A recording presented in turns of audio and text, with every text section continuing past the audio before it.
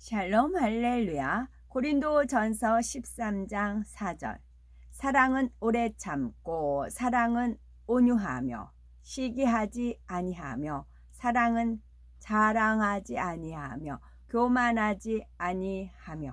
아멘. 마태복음 5장 5절. 온유한 자는 복이 있나니 그들이 땅을 기업으로 받을 것이며. 아멘. 시편 37편 11절.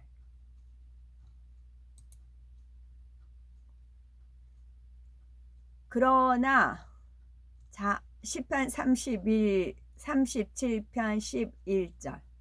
그러나 온유한 자들은 땅을 차지하며 풍성한 화평으로 즐거워하리로다. 그러나 온유한 자들은 땅을 차지하며 풍성한 화평으로 즐거워하리로다. 풍성한 화평으로 즐거워하리로다. 아멘. 제목은 사랑은 온유한 것입니다.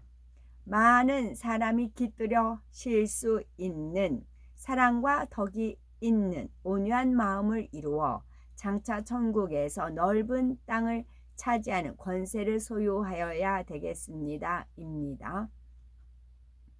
이솝 우화 가운데 해와 바람 이야기가 있죠.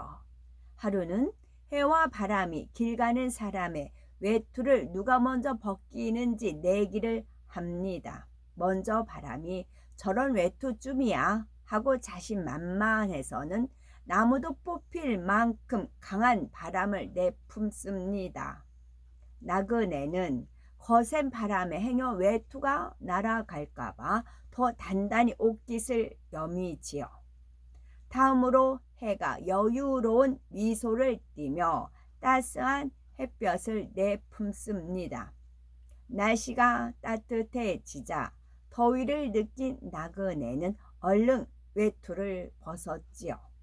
바람은 자신의 힘으로 외투를 벗기려 했지만 해는 나그네 스스로 옷을 벗게 했습니다. 온유함은 이와 같습니다. 어떤 물리적인 힘이 아니라 선과 사랑으로 사람의 마음을 움직이고 상대의 마음을 얻는 것이 온유함입니다. 영적으로 온유함은 모든 사람을 포용할 수가 있는 마음, 많은 사람이 깃들여 실 수 있는 마음을 말하지요.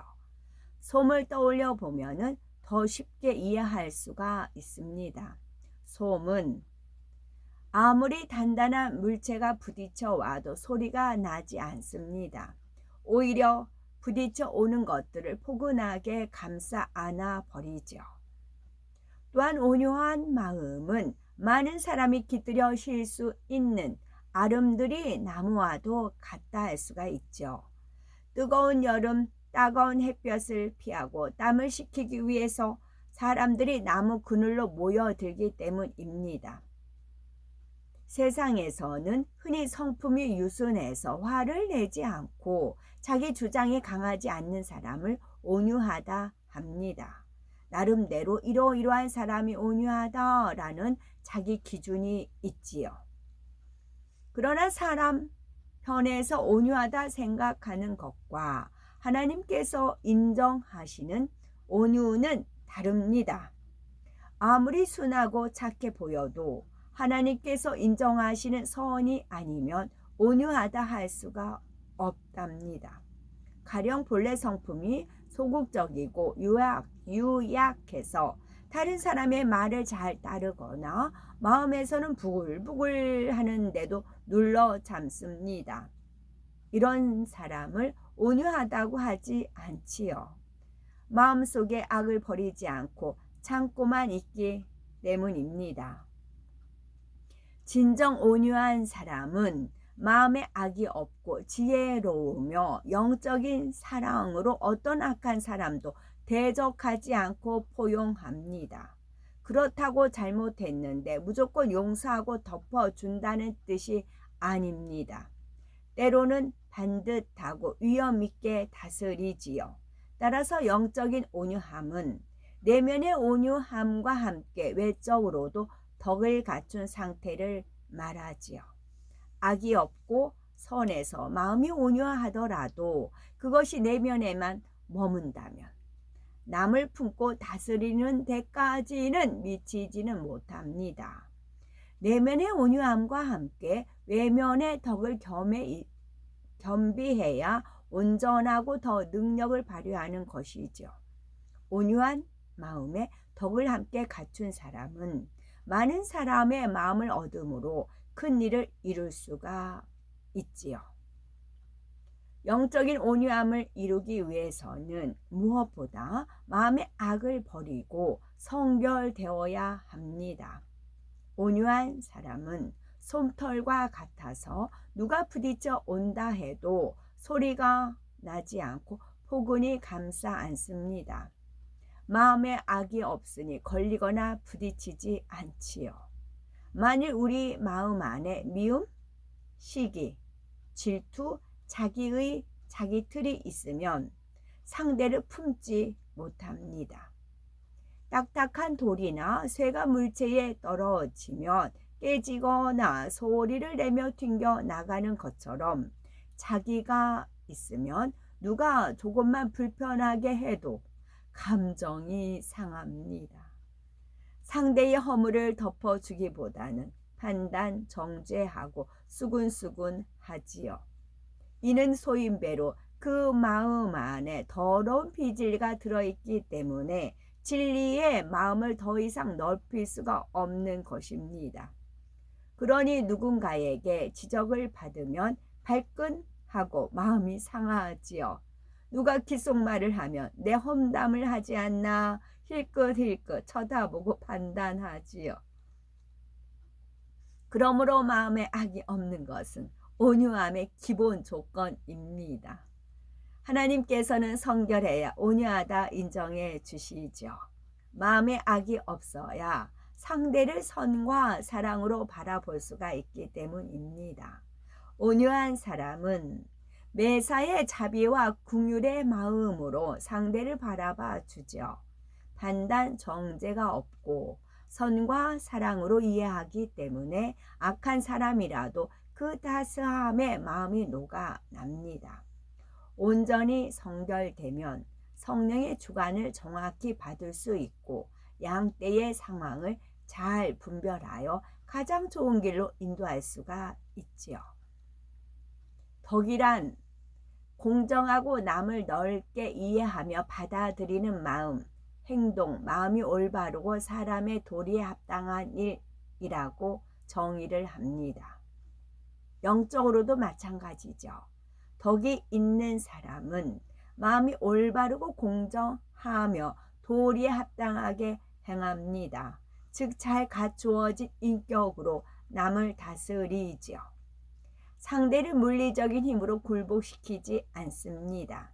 바른 말과 바른 행동으로 상대의 부족함을 이해하고 포용함으로써 많은 사람의 마음을 얻지요. 그러니 사람들에게 신뢰를 주며 사랑을 받습니다. 온유함을 온전케 하는 덕은 몸에 입는 옷과 같다 할 수가 있는 거지요. 아무리 훌륭한 사람도 지저분하고 남루한 차림으로 있으면 격이 떨어져 보입니다. 이처럼 마음이 온유해도 외적인 덕이 함께 갖추어져 있지 않으면 내면의 온유함을 발휘하지 못합니다. 가령 마음은 온유한데 대화만 했다 하면 불필요한 장광설을 늘어놓습니다.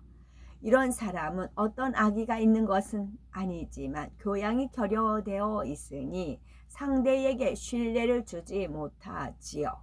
또 마음이 온유해서 나쁜 감정을 품거나 상대에게 피해를 주지는 않지만 다른 사람의 일을 적극적으로 도와주지 않고 세심한 배려가 부족합니다. 이런 사람 역시 덕스러워 보이지는 않습니다. 만일 예수님께서 제자들이나 주변 사람들과 장난치고 농담을 하시며 복장이 불량하고 신발을 질질 끌면서 다니셨다며 어떠했겠습니까? 사람들에게 존경받기가 어렵지요.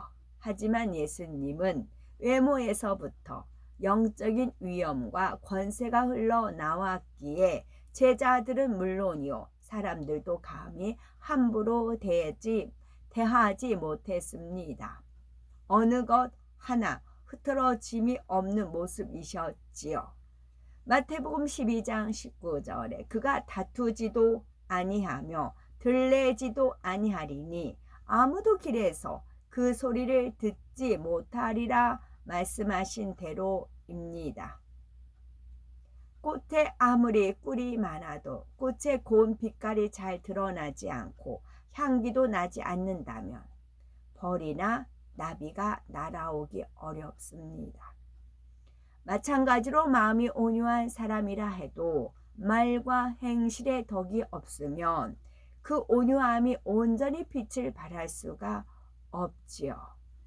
반대로 말과 행실에 덕이 있는 것처럼 보여도 내면이 온유하지 않으면 외모만 포장한 것에 불과하지요. 화려한 옷을 잘 갖춰 입었다 해도 그 사람의 내면이 훌륭하지 못하면 화려한 외모는 가치가 없는 것입니다. 하나님께서는 우리가 마음에 악이 없고 덕을 겸비하여 온유해지면 어떤 복을 내려주시는가요? 마태복음 5장 5절에 온유한 자는 복이 있나니 저희가 땅을 기업으로 받을 것이며 했습니다. 시편 37편 11절은 오직 온유한 자는 땅을 차지하며 풍부한 화평으로 즐기리로다 말씀했지요. 여기서 땅은 천국의 처소를 뜻하며 땅을 기업으로 얻는다는 것은 장차 천국에서 큰 권세를 누리게 된다는 의미입니다. 왜 그럴까요? 온유한 사람은 하나님의 마음으로 영혼들에게 힘을 주고 은혜를 끼칩니다. 온유할수록 더 많은 사람이 그 안에 깃들고 그들을 구원으로 인도할 수가 있지요. 많은 사람을 품는다는 것은 그만큼 낮아지고 섬겼다는 뜻입니다. 하늘나라의 권세는 섬기는 자에게 주어집니다. 하늘나라의 권세는 섬기는 자에게 주어집니다. 마태복음 23장 11절에 너희 중에 큰 자는 너희를 섬기는 자가 되어야 하리라 하신 대로 섬길수록 큰 자가 됩니다.